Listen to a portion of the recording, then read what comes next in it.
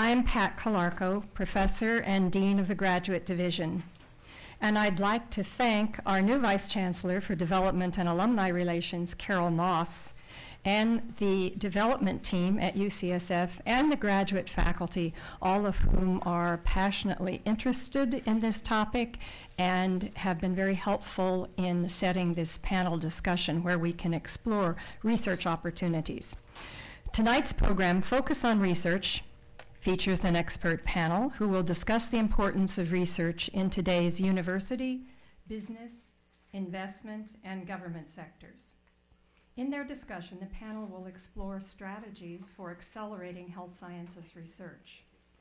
We organized tonight's event at UCSF to highlight how research advances occur in lockstep with graduate education and postdoctoral training, the sine qua non for research progress, as noted by our recent Nobel laureate, Liz Blackburn. Prior to introducing the panelists, I'd like to share an overview of the Graduate Division's impact on the university. UCSF has 20 health science, master's, PhD degree granting programs, with 3 more slated to begin in the fall of 2010. More than half of UCSF's students are in graduate academic programs, the rest in professional degree programs, for which our campus probably has slightly the more local reputation. In addition, we have 1,100 postdoctoral scholars who are administered through the Graduate Division. While UCSF is an undeniable leader in professional health education and includes one of the world's top medical centers, in my somewhat biased opinion, nothing we do here has a greater impact nationwide and worldwide than our research. Whether basic science or translational science, this is the single factor that leads to, 1, clinically relevant advances, helps us to attract and retain top faculty, and drives the spirit of excellence characteristic of and very pervasive at UCSF.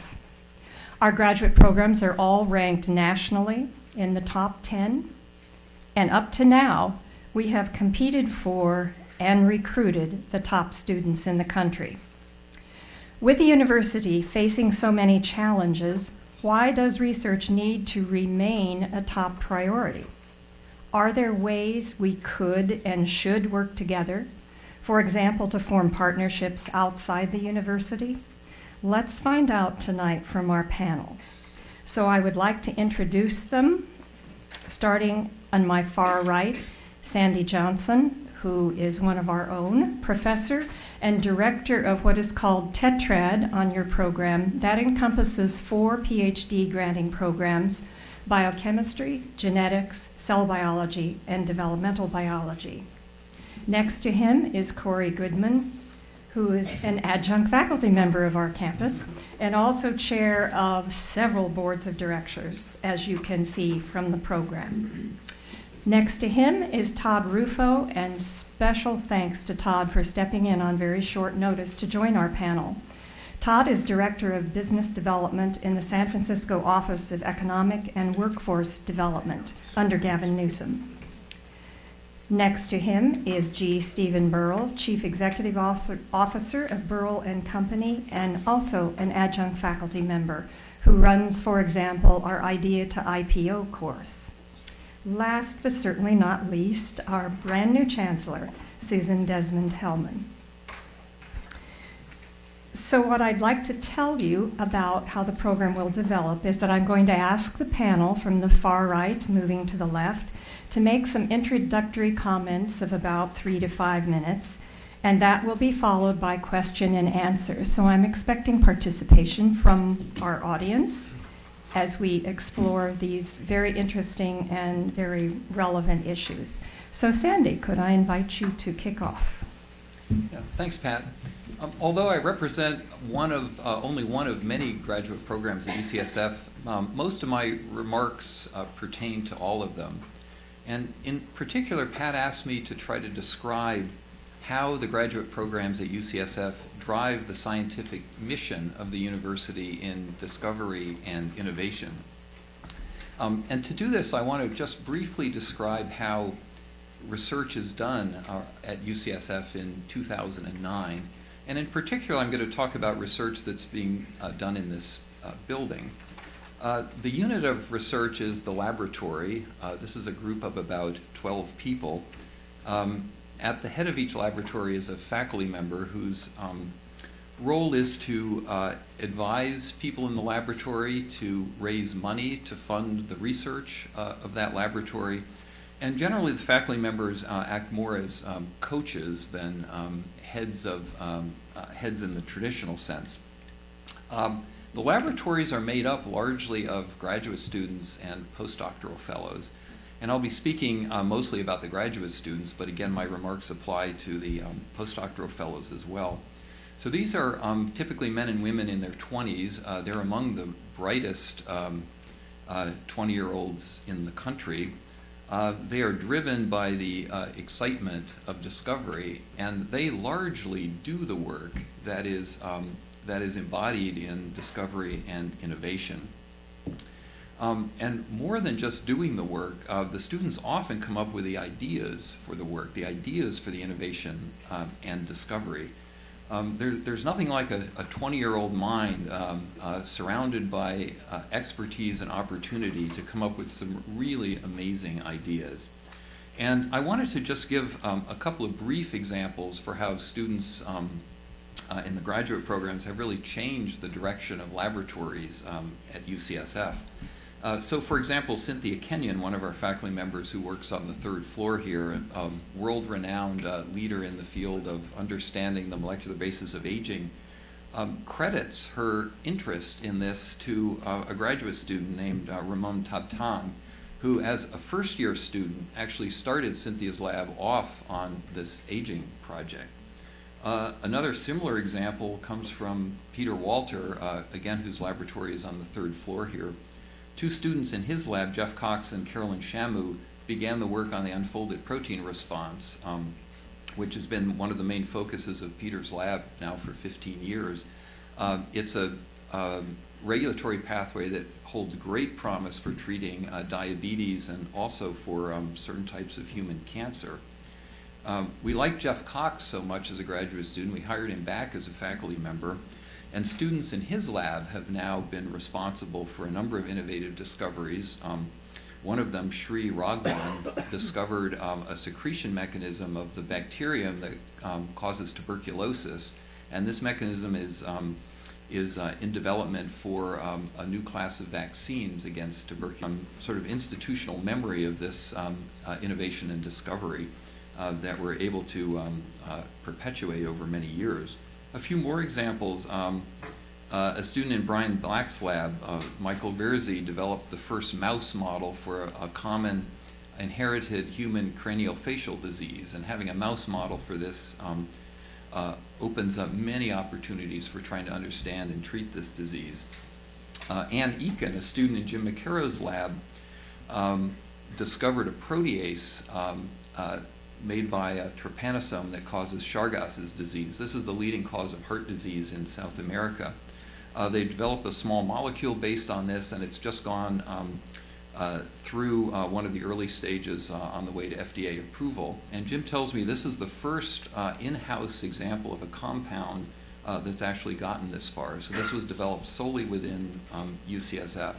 Now, there are many other examples like this. There are many other indicators of the profound effect that graduate students have had on innovation and discovery at UCSF, and we can talk about what some of those other indicators are later in the discussion. But the point I want to make is that we often talk about innovation and discovery at UCSF, but this is largely done by graduate students and postdoctoral fellows. There's more than that even. They actually inspire faculty members to push themselves to come up with new ideas, new innovations that the faculty member probably would not have done on his or her own. And I must say, speaking to many faculty members, it's one of our great pleasures in this job to be able to work with such a talented group of individuals. I mean, they really They really push us in ways we didn't think was possible, that we didn't think were possible to push us, and they really are responsible for a lot of us being here. Many of the faculty members have had much more lucrative offers to go elsewhere, and one of the things that has kept us all here, or most of us here, is the opportunity to work with such a talented group of people. So given the importance of this program, this endeavor, you may think that the funding for this program is on very solid footing, and I'm afraid it's not. Again, we spend a lot of time raising money for this program. Most of the money is federal money, and as many of you know, that's becoming harder and harder to get. And so as important as these programs are to the mission of the university, they're quite fragile financially. And one of the purposes of this panel is to explore new ways of perhaps funding this endeavor that's central to the research mission of the university. Thanks, Andy. Court? Yeah, thanks. Well, I was given a question, and it was, what does industry want from UCSF? So, I mean, that's a really short answer, right? I mean, what does industry want from you guys? It would love to have drugs that are completely de-risked, new medicines, wonderful efficacy, no side effects, finished phase 3 trials, and ready for the NDA and to hit the commercial force. And but then you could ask the other question: what does UCSF want from industry? And the answer is gobs and gobs of money with no strings attached and no responsibilities and no accountability. So we've got to divide there. Now, let me just speak about it for a few minutes, because I mean, I do see huge potential. I mean, first of all, just some givens. There's enormous unmet medical needs. I mean, unless I've missed something in the last few days: diabetes, oncology, neurology, and one I'm particularly interested in: aging, cognitive decline with aging as I get older. You know, we haven't solved most of these, and yet, if you look around a place like UCSF, I think we'd all agree that from a point of biomedical discovery, this is the richest time we've ever been. It's breathtaking what people are discovering. And yet, if you look at how many new drugs are appearing, there are very, very few. So we got a paradox. We have huge numbers of unmet needs. We have incredible early discoveries going on, which just get all of us amazingly excited, and we've got hardly any new drugs. And more money is being spent on this whole process that doesn't seem to be getting us new drugs than ever before. So that to me, you could get depressed about that. I call that opportunity. And it's opportunity for new models and ways of thinking about things. So you could say there are really 3 legs to the stool. To go from discovery to new medicines, with rare exception, somewhere, I mean, it's different than almost any other industry or anything that, you know, that one buys. You know, I mean, it's different than this device and other things around, that there usually is, there are 3 legs. You have academia, biotech, and pharma. And rarely does something make it all the way along without having gone through all 3 of those legs. I've had the privilege of working in all 3, so let me just give a little advantage point. First of all, each of these different parts is better or worse at something, and since I'm not afraid to make generalizations, I'll say what pharma is good at. Once you've got something in the clinic, especially if it's gotten through phase 2 proof of concept, they are great at doing worldwide phase 3 clinical pivotal trials. They're great at pharmaceutical science and manufacturing and scale up and all of that. And of course, they're awesome at sales and marketing. Now, when you go earlier, the one thing they're not good at, which happens in every industry, and if they're not careful, they'll become like the auto industry. What they're not so good at is innovation and discovery.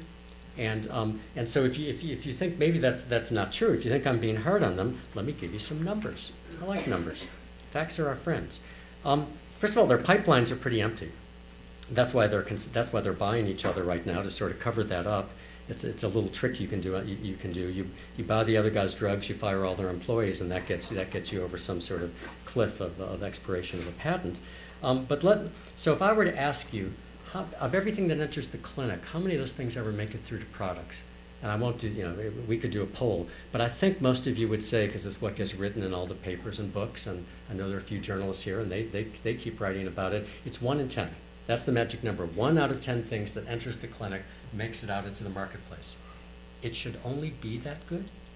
I have to tell you that in big pharma and big biotech, not Sue's, because the one Sue came from, the Genentech, didn't go into the survey that I was privy to, but all the others, Amgen went in and all the big pharmas, it's now basically more or less worse than 1 in 30. And small molecules different than large. Let's not quibble about the numbers. It's gotten threefold worse, and it's getting progressively worse. Attrition is enormous, and all the costs are in the clinic. So what does that mean? How much does it cost to make every new chemical entity? If I asked you, you'd all say, well, there's a study from Tufts, and you'd give me some number, and the mean of the numbers you'd give me is around $1 billion. No way. It's over $3 billion per new chemical entity, and you don't have to have confidential information. You can simply look at public listings, and you can derive that. It's trivial. I mean, ask yourself, how much do these companies spend per year? You can find that on R&D, and and how many new drugs have they gotten that mean anything? And you can come up with numbers worse than that in many cases. Now, if that doesn't change, they're all going to become generics companies. It's unsustainable in an era where we're heading to personalized medicine, and where you're not going to have more $12 billion Lipitor's. So, if you're the CEO of one of these big companies, you're in a crisis right now. So the first thing you're doing to get out of your crisis is just to give yourself a little time to retire so someone else can have the crisis, is you're acquiring somebody else. So Roche finished off Genentech, very wise of them. Pfizer just a week or so ago finished off Wyeth, and Merck just finished off Schering-Plough. And some of the others aren't doing that at the moment because they've done it previously, and they will do it again. It's the age-old way to deal with it. Unfortunately, new biotechs grow up. So what do they need and what do they want? Everything that comes in preclinically and early clinic is what they need, and that's what a place like UCSF is primed to be able to give them. They need innovation.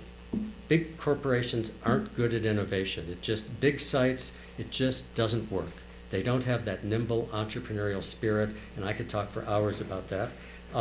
But they need your innovation in a form that's user-friendly for them and collaborative, and where they can see drugs. You got a new technology, you have to show how this is going to work to get someone to engage it. You've got to give them the proof that this is going to work for diabetes or oncology. And so new technologies, think of what they're just buying up and what they're developing. New ways of making biologics, tons of ways of making antibodies and bits of antibodies and pieces from sharks and whatever, llamas, ways of using nucleic acids as drugs, stem cells, iPS. I mean, we could talk for hours just about the potential and things coming out of the Gladstone here.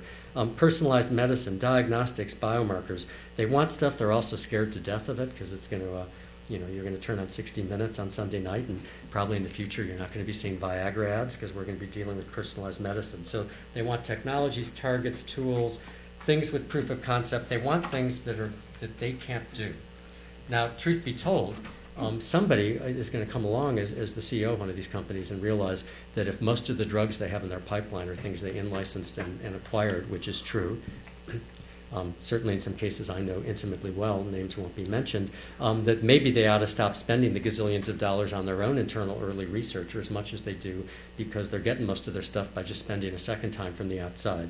So they need new models and new thinking. But what do you have here? I mean, we're basically ground zero of biotech. We've got the cluster, the ecosystem.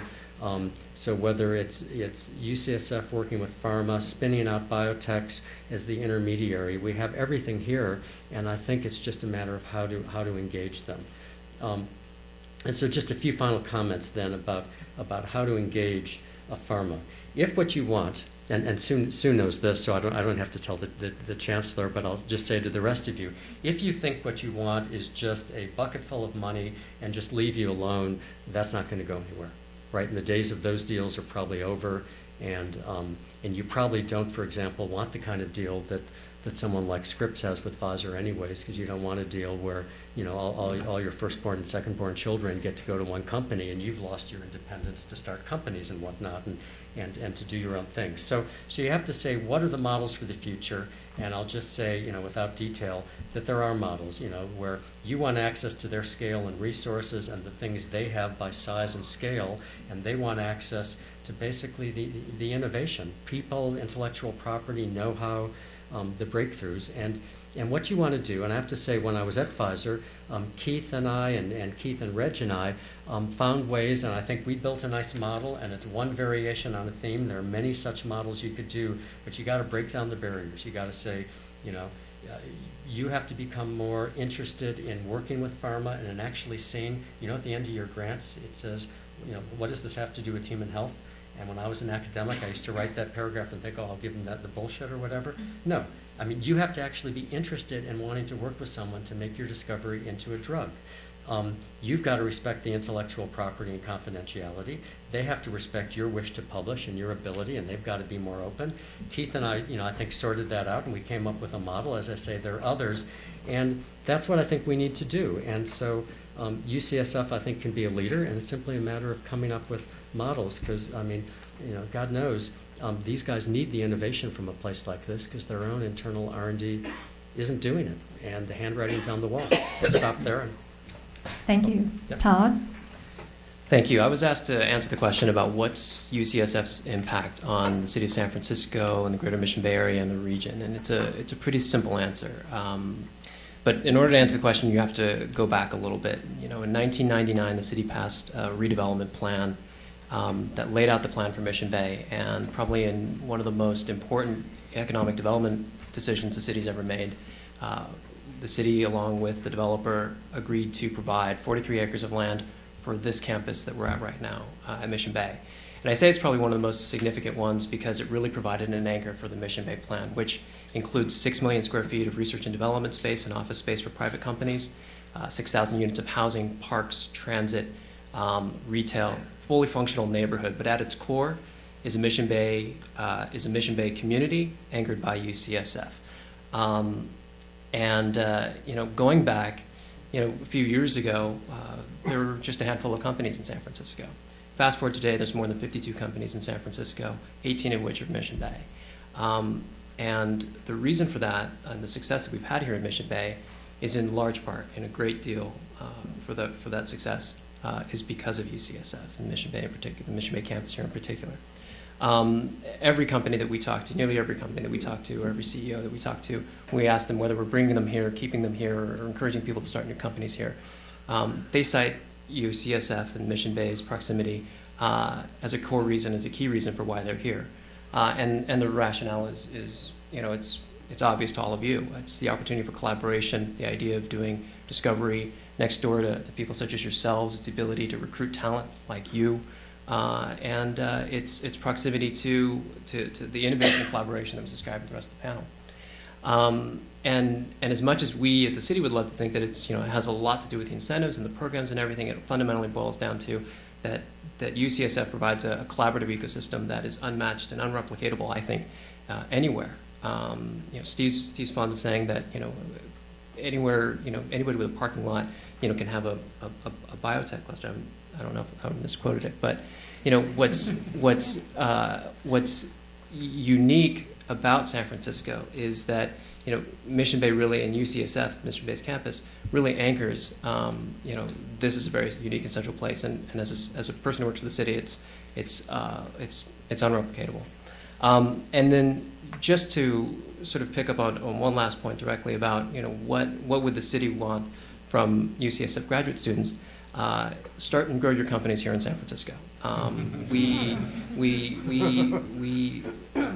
obviously we don't want you to stray too far from UCSF, but we would love to have your company and your innovation and the great things that you're going to accomplish here in the city.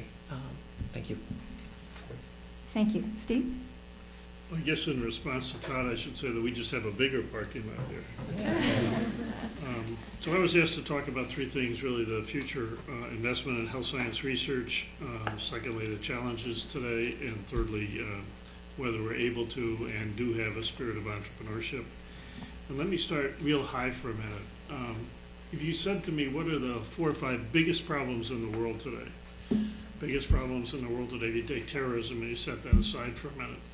Global climate change, sustainability of the planet being one, energy security probably being the second, or energy sufficiency, agriculture, food, we have to grow twice as much food on half the water with half the land, and fourthly, healthcare, and the ability, the challenge that we have because we can keep everybody alive forever. And if you look at those 4 big problems, again, pulling terrorism out, what's exciting right now is biotechnology is at the base of all of them.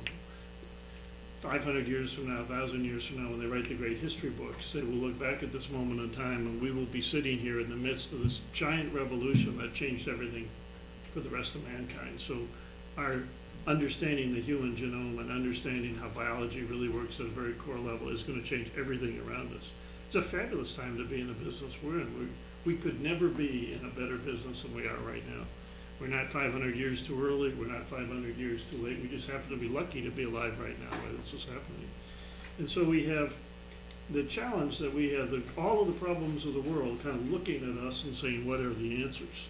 Most of the technology we've developed on the healthcare side. So we've learned most of what we've learned about biology through the human side. We're applying it in agriculture, applying it in industry. We're making great strides in synthetic biology.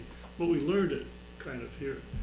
And at some level, as Corey said, discovery is ubiquitous. We have massive amount of discovery. You walk in any lab, walk in any room here, we have massive amount of discovery. So the challenge isn't that we're failing on discovery. We've got discoveries every day. The challenge is, as Corey indicated somewhat, is getting that discovery translated up. And in that regard, it's tough today.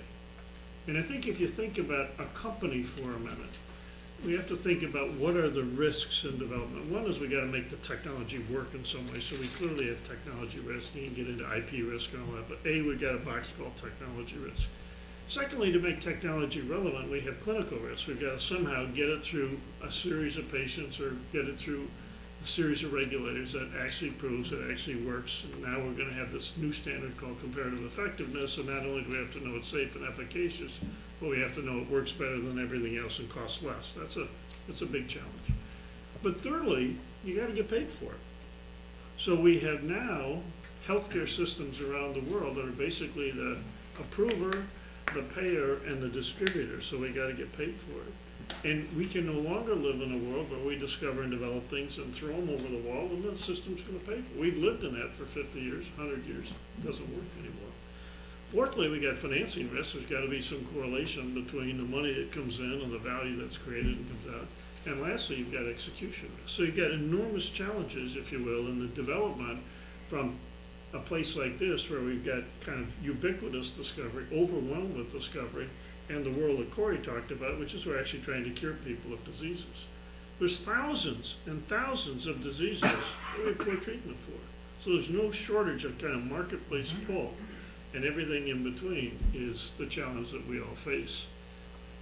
Now, conventional wisdom, I think, is today that capital is difficult to get, maybe impossible. And I don't share that view. We've clearly been through a sea change. The last year, we've changed everything. The capital markets are permanently changed. Marketplace has permanently changed. The environment for corporate behavior is permanently changed. Regulatory environment permanently changed. Reimbursement environments permanently changed. And when we're done with healthcare reform in this country, all we've done right now is kind of move the deck chairs around the Titanic. All we're fundamentally doing is figuring out how we reallocate the cost of a broken system. It has nothing to do with actually fixing the system. And the opportunity to fix the system is to move to obviously more personalized medicine, then to more predictive medicine, and then ultimately to preempt disease and to be in a wellness-oriented system, not a sickness-oriented system. And we're actually beginning as a society to make great strides in that. And so some of the discoveries that come out of here are moving us very rapidly down the pathway that we can move to preempt disease and have a system where we spend our time on preemption, forget the human factors right now, that gets a little bit messy, but actually get to a position where we can preempt disease as opposed to throwing the kitchen sink at disease when it's late. And quite frankly, reversibility is relatively low. So as most of you know, we spend most of our healthcare dollars, some 80% of our healthcare dollar in this country, in the last year of life. Not a great use of our healthcare dollar. And so great discoveries, we've all done great jobs of discovering. And so we've moved the system to where the system, by and large, is spending about 80% of the healthcare dollar, the $2 trillion we spend, on chronic disease. That's good. We can keep everybody alive. It's just expensive to do that. So it used to be people died, and people beat me up all the time when I say it, but a dead patient is a cheap patient. And so where we didn't have the technologies we have today, we had a lower cost healthcare system because today we're keeping everybody alive. So the advances of this are putting enormous strain. So we have a healthcare reform today that's interesting because what we're going to do is empower 30 to 50 million more Americans to be included in a healthcare system that's got finite supply, and we've just greatly increased the demand. So it's going to be messy for a while. So if any of you go home tonight and think we've solved the problem, we've actually exacerbated the problem because we haven't really got. Now for us, that's extraordinary opportunity. All of us in this place have the opportunity to help bring technology from here into the marketplace that can actually move us from a sickness-oriented system ultimately to a wellness-oriented system, and I think that's a fabulous opportunity. Now, one of the challenges is funding. Stimulus money, which the federal government decided to mint and throw over the wall, rescued the auto industry, rescued lots of things, and actually it stimulated a lot of funding here. You got freeways going up and buildings going up and things that are happening. So stimulus has been a short-term fix. We've got more money than we used to. NIH funding, as you know, challenged on real dollars, has actually decreased in the last few years. But you should never think there's a shortage of money in the world. There is plenty of money for everything everybody wants to do. We have a very inefficient system at getting the money to the right people to do the right things. So give you an example of one.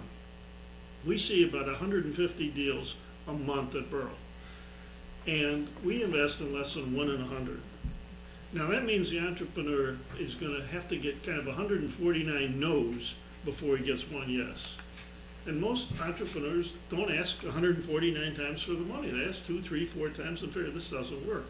So the tenacity necessary to actually find the funding for what you want to do, whether you're a graduate student with a great program or you're a company or an entrepreneur, tenacity works if you just keep hammering. There's somebody out there who has the passion that you do to fix a problem. Because everybody's got a mother, father, brother, husband, wife, daughter, child, something that was affected by this disease, and they're going to bet the ranch and do whatever they. Your job is just to find that person that shares that passion. So the systems to do that are highly inefficient, but conventional wisdom is with all this capital market crap that's going on, there's no capital. That's wrong. There's plenty of capital all over the world. I spent a lot of time in the Middle East. They don't know what to do with all the money if they can really find a convenient way to do the things you want to do. So there's plenty of capital, and that's not really going to be ultimately the limitation. The limitation at some level may be, are we entrepreneurs? And one of the questions I was asked to address was, how do we foster the spirit of entrepreneurship? And I would just give you a couple of examples. One is, we're fabulously entrepreneurial here. We happen to be blessed with living in the Silicon Valley, so to speak, in a broader environment where we have everybody who knows everything about building value out of funny ideas. And so we live in an environment, when I travel all over the world, everybody says, well, how'd you guys ever get this to work the way it is? We live in that place. So entrepreneurship works here. It may not work in your life, but it works here in the environment. Obviously, I teach a course here in this very room every year called the Idea to IPO. It's a teachable thing. We can learn how to be entrepreneurs. It isn't like you got to be born with these genes. These are teachable things, and we can teach it. And we live in an environment where that's being taught. But it's interesting if you look at quality science for a minute, and I'll pick on the French for a minute. If you look at quality science in our industry, in the life sciences industry, some of the best science in the world was done at Institut Pasteur in Paris. Tremendous scientific capability. Some of the great science in the world was done in Cambridge. But if you look at where the biotech industry grew up, and it grew up here. I mean, this was the mother church of the biotech industry. Now, why was it? Because we were good at entrepreneurship. And if you look at the early successes, so if you look at Paris as an example, there are no successes. There are really no French biotech companies that have ever succeeded. But if you look at San Diego and you say, why did San Diego succeed? It didn't have anything to do with the fact that they had good science. It had a lot to do with Hybridtech, which was an early player. It was very successful. And everybody said, hell, I'm as smart as they are. And so there's a whole community that off the Hybridtechs of the world built quite a community. Now we have 400 biotech companies in San Diego. In the Bay Area, obviously the backs of Genentech and Cetus and Chiron and Allison, companies like that. Boston, it's Biogen and Genzyme and others. And so where you see communities built, clusters as we call them, it's because of successful companies that did it. You happen to live in the place where we have the greatest success story of any. We have some 80 or 90, maybe 100 spin-outs now of this institution. It's a fabulous institution, building science, living in an entrepreneurial world. Plenty of people in the Bay Area that would love to figure out how they can put their capital behind what you're doing and to create an entrepreneurial environment. And finally, I would just say that if you said, what did we all learn from Darwin? What did Darwin fundamentally teach us? Darwin basically taught us that it wasn't the smartest that survived, and it wasn't the strongest that survived, but it was the one that was most adaptable to change. And our challenge right now is we have fundamental change in the world around us. If we adapt well, if we can recognize how different the world is, you can't replicate what we did in building Genentech. We built one hell of a company in Genentech over a long period of time, but at a different time with different rule sets, different opportunities. Can't do that today. Don't look at what we did in building Genentech. Your question is, how do I build today in the environment that we live in, a different kind of company with a different opportunity? And as Corey indicated, there's massive opportunity today. This is the most exciting time we've ever had in the history of this industry, and our job is just to go for it. Thank you. Sue. Good grief, how do I follow that? Well, let me tell a story. I do love a good story. So I'm a medical oncologist, and one of my buddies in medical oncology is George Sledge, who is a medical oncologist at Indiana University, and is folksy. He's got a great way about him. So I've known George for a long time, and I first interacted with him when I took my first job in industry 16 years ago, when I went to Bristol Myers Squibb and worked on Taxol. And I worked on George, who's a breast cancer oncologist, and worked with him on several of the studies we did with Taxol in breast cancer. And Taxol was this new generation of chemotherapy, and Bristol Myers Squibb was the #1 oncology company. And things went really well, but I talked to George and I told him that Genentech had recruited me back to San Francisco to come and work because Genentech was going to be a cancer company. And George said, well, that's interesting. They don't have any cancer drugs, but I'll take your word for it. So I came to Genentech 14 years ago in 1995, and quickly thereafter we developed and got approval for Rituxan in 97 and Herceptin in 98 and Tarceva and Avastin. And at some point, George called me up and he said, you know, I got a buddy who's an investor, and he says when Sue Holman leaves, tell me where she goes, because I'm going to invest in that company. And I laughed, and I said to George, well, I hope your friend is right, so I'll definitely tell you where I go next. So I thought I'd start off my remarks by saying, why UCSF and why now? I've been asked that a lot. Why would you go to UCSF and be chancellor when you could have done so many different things? And it's 2009, and times are tough in the state of California. So why am I here? UCSF is a remarkable place. And Steve said it so well. This is one of the great research institutions on earth. If not the best, it's one of the best. But it's not just one of the best research institutions on earth. We're here. We're in the birthplace of biotechnology. We're here not just in California. Sorry, all due respect to San Diego. We're in Northern California. We're here in the land of the secret sauce. We're here in the land where people take risks, fail, dust themselves off, and do it over again. So I'm here at UCSF because this is a truly special place for science and for research, and it's a truly special geography. The climate, the environment is extra special for entrepreneurs, but it's also such a remarkable time. Healthcare reform is going to make a change. I also wish that there was a more fundamental change that would change medicine in ways that I would just dream of. But healthcare reform and limited dollars will change healthcare delivery. So I can't think of a better place to be than UCSF right now. So why is UCSF such a remarkable place? I do think that the combination of the great science and the entrepreneurial spirit is extra special, but we're a health sciences campus. So we don't just do great scientific research. We're a health sciences campus, and that means that we translate that research into great things for patients. So we have people who do basic research and clinicians. We have schools, so we've got 4 schools that are all health sciences and a graduate school. So when I describe UCSF to people, I say no English majors, no football team, no mascot, but we have a great, focused health sciences campus that wants to bring these discoveries to patients. When I outlined my priorities for the campus a couple of weeks ago, 2 of the priorities that I want to really highlight this evening are discovery and education. And as many of you, I have a limited amount of time, but when Dean Calarco asked me to be on this panel, I said, I'm coming. Discovery and education are driven in no small part by our graduate program, by our graduate students, and by our postdocs. They're the lifeblood of what really makes discovery work at UCSF. So if we really want to change the world, and I can tell you I do, and we do at UCSF, then we need to keep healthy and thriving our graduate school, our graduate programs, and our postdoc programs. They are an essential part of the lifeblood of this place.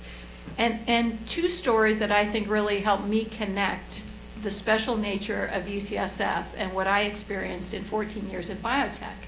One is all to do about patients. So I was fortunate to become chancellor following Mike Bishop.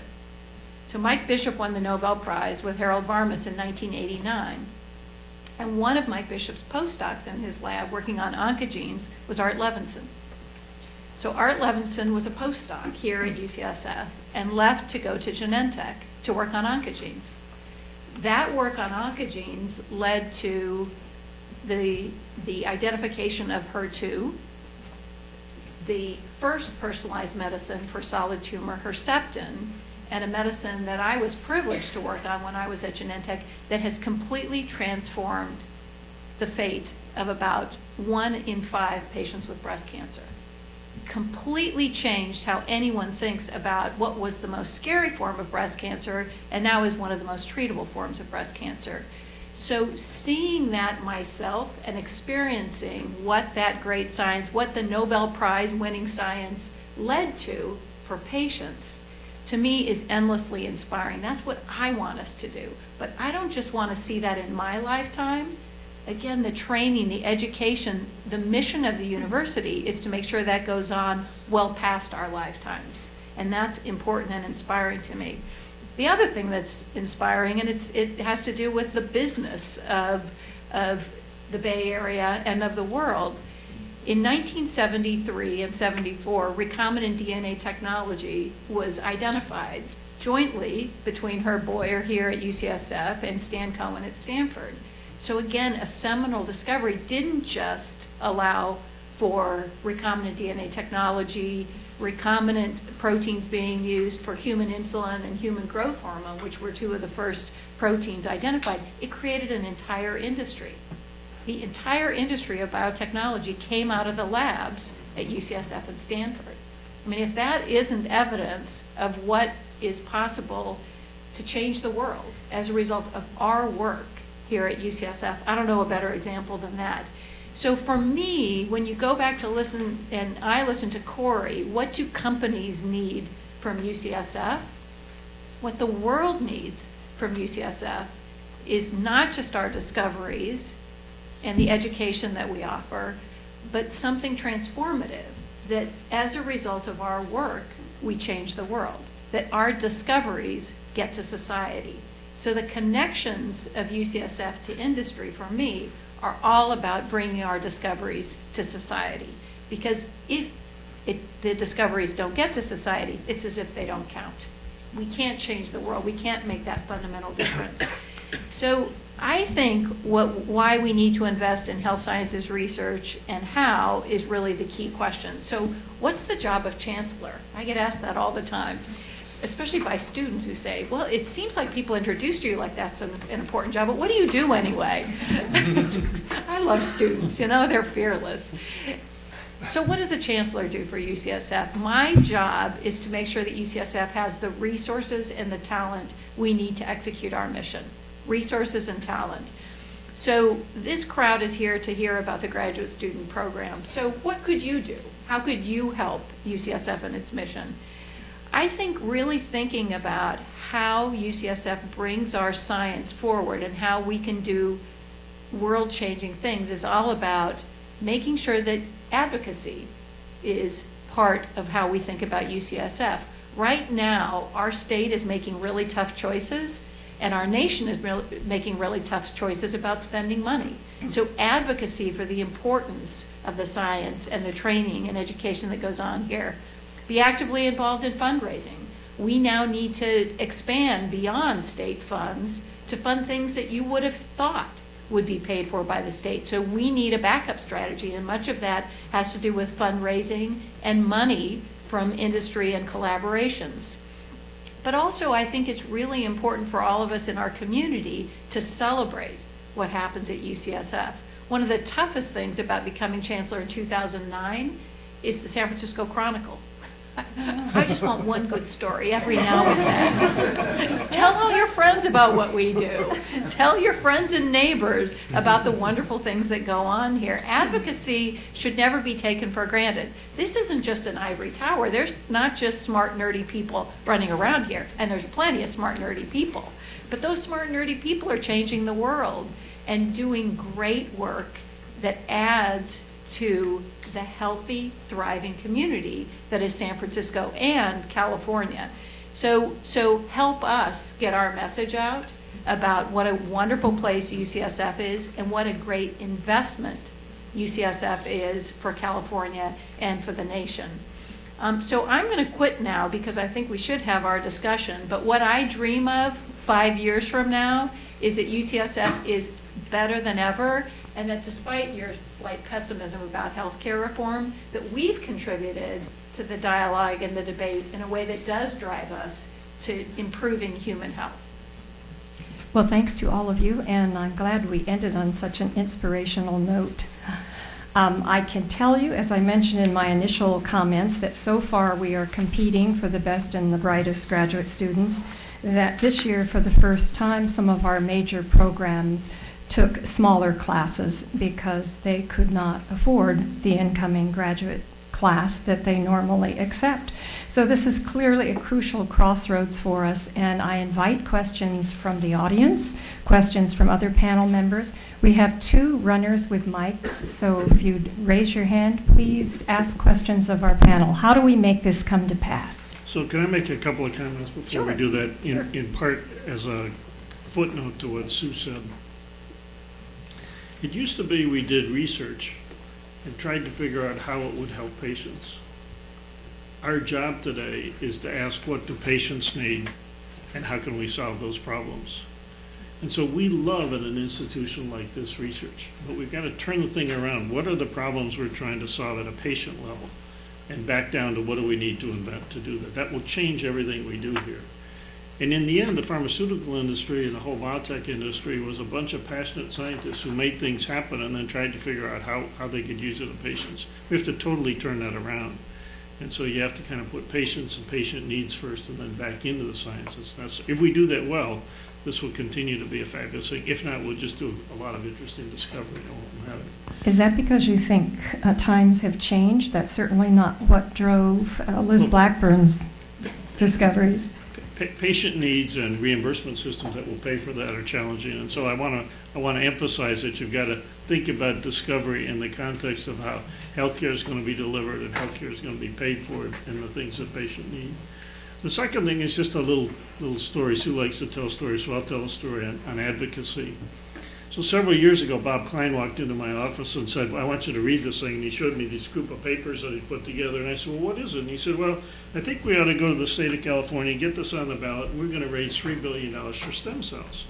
And I looked at Bob and I said, well, you know, we live in a broke state, and we've got a governor who says we'll have no more bond issues. We regularly vote down school bonds. 35% of people in California don't speak English, and nobody has a clue what stem cells are, and we're going to raise a $3 billion bond to go do this. And Bob looked at me and said, yeah? I said, well, looks like fun, let's go. What we sold, nobody who voted for that understood what we were doing, but everybody had a mother, brother, father, sister that had a disease that they thought was going to be cured. We sold hope. We advocated hope. And we transformed the state, and we've transformed medical research in the state by a bunch of people just like you and me being fabulous advocates for hope. No, we had more than 50% of every constituency, male, female, rich, poor, black, white, urban, suburban, even the Catholics who were against us, more than 50. Everybody. Why? Because they all had a mother, brother, father, sister that had died of something. They said, well, maybe this will be helpful. So our job as individuals, as advocates, as Sue said, we have a tremendous capability to be advocates for what we do. Shame on us if we don't do that. The world wants us to solve problems. So it's a great opportunity. Thanks.